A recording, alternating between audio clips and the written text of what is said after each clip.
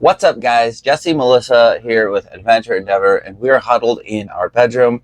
Kids are currently watching Sesame Street, and this is now our life, and this is now how we shoot videos. We do this all for you guys.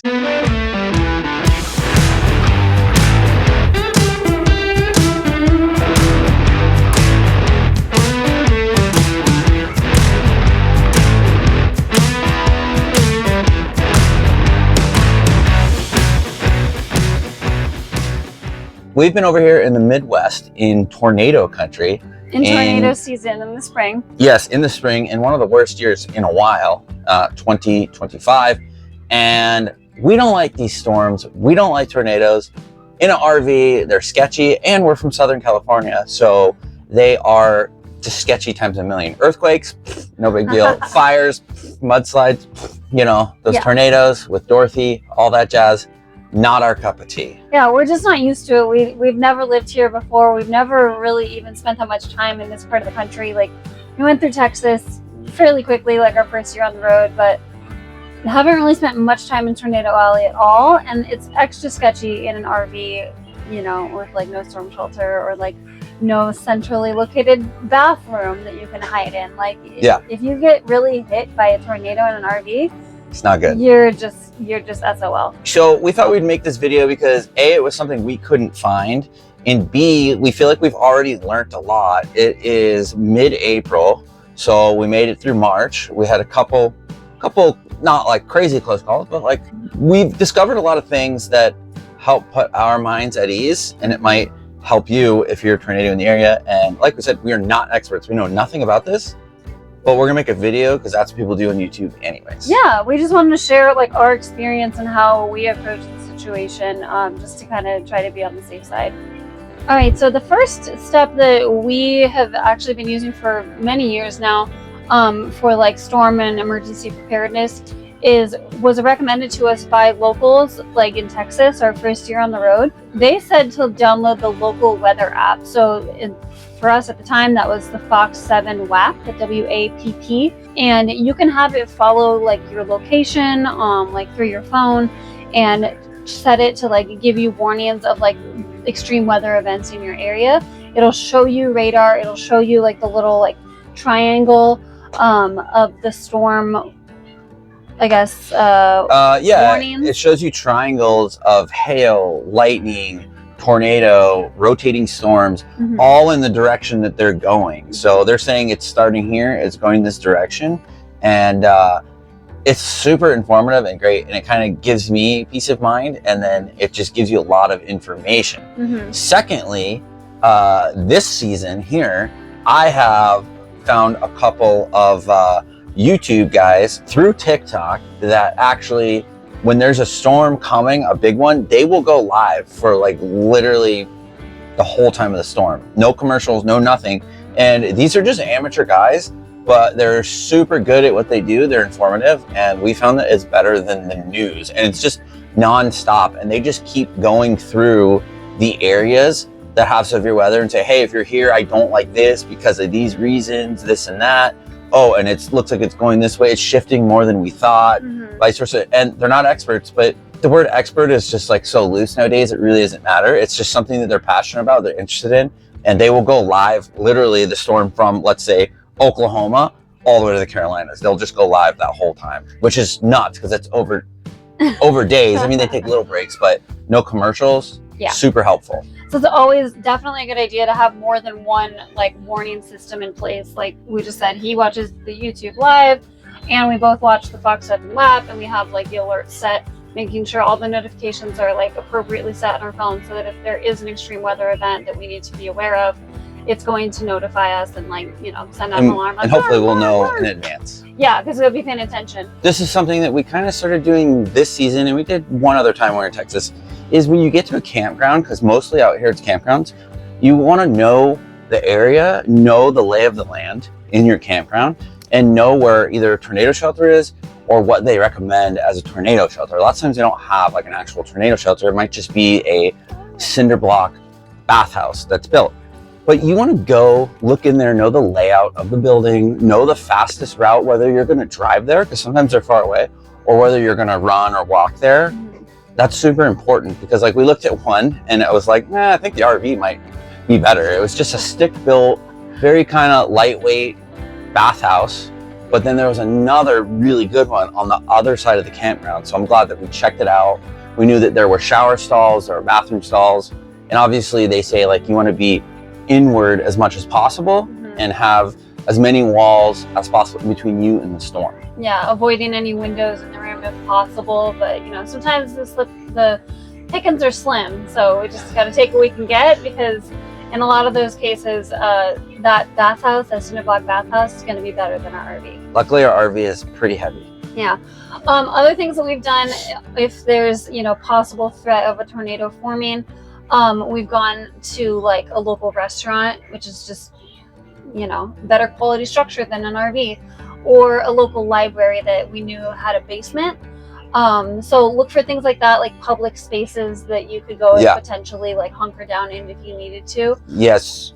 So we're here in Bentonville, and there was one that was just kind of, I was like, I don't know, I have a weird feeling about it. I was like, why don't tomorrow, because it's supposed to hit in the morning. I was like, why don't we wake up like early, which wasn't even early with kids. We were up long before them. And we went and we had breakfast, and it was great. And we hung out, and then we kind of saw a gap because it was kind of like a 2-layer storm. And then we went and hung out at the library for 3-4 hours, and then it was done. Like we were good, and we came back. The trailer was fine, and it just gave us peace of mind.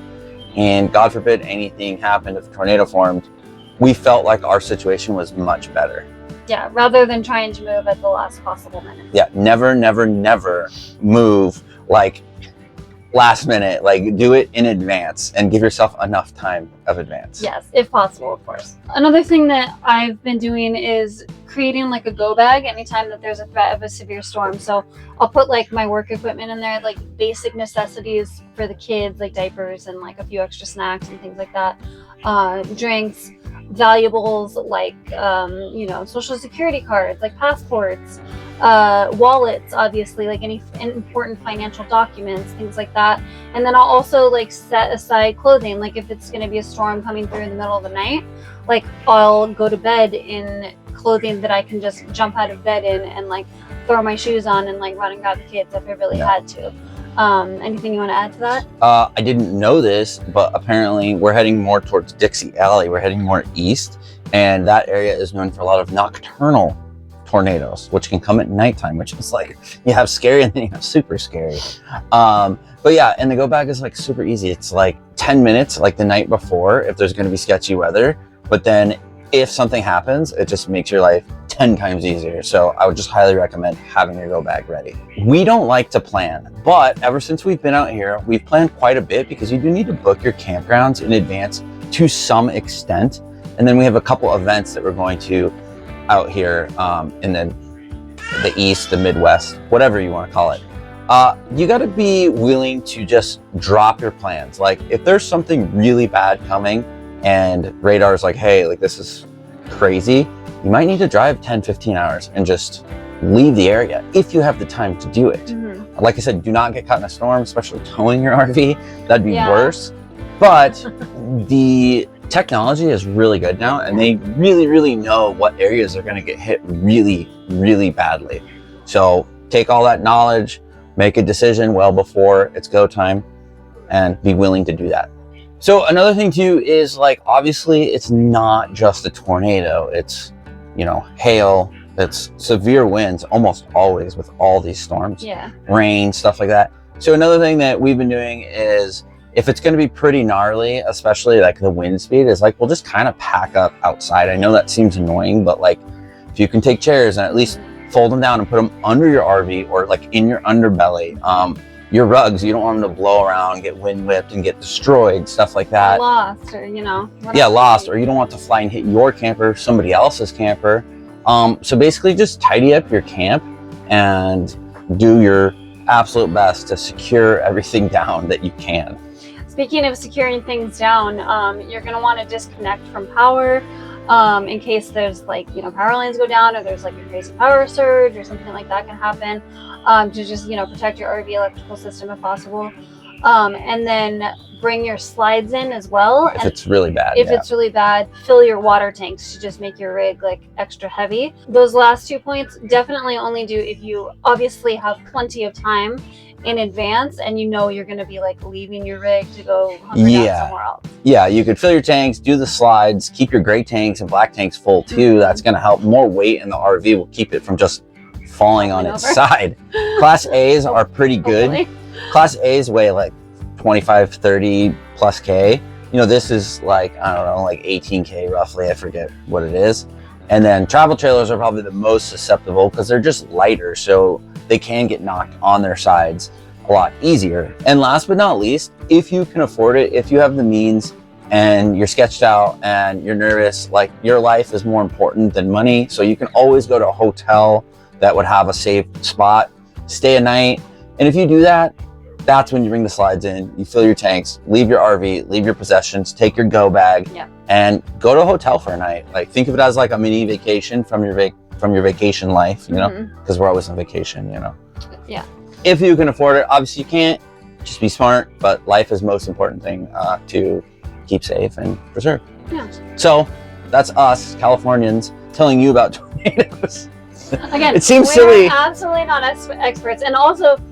Some people watching this video might be wondering, well, why would you go to these areas of the country during this season when you know it's tornado season or it's susceptible to tornadoes or crazy storms? Well, we talk to a lot of RVers a lot of the time, and a lot of people that live in these areas or have lived in these areas, and they say, yeah, you know, it's something to be aware of, but don't let it stop you from traveling. And like, if we always let some excuse or another stop us from traveling, we would never go anywhere, and we would just be living in the same old sticks and bricks that we started in. Yeah, and where we are, what we want to explore is really either spring or fall. We don't want to do it in the winter. It'll be kind of too cold, and we don't want to do it in the summer because it'll be way too hot and muggy. So it was either fall. I mean, there's a little bit more tornadoes in the springtime, but the spring is also very beautiful right now. All the flowers coming out, all the greenery. So it's like, it's one of these things. So hopefully we don't get hit by a tornado after making this video, but thanks for watching. Last words. And if you have any other tips, put them in the comments because, like I said, this is we don't really know, but this is what we've gathered over the course of the last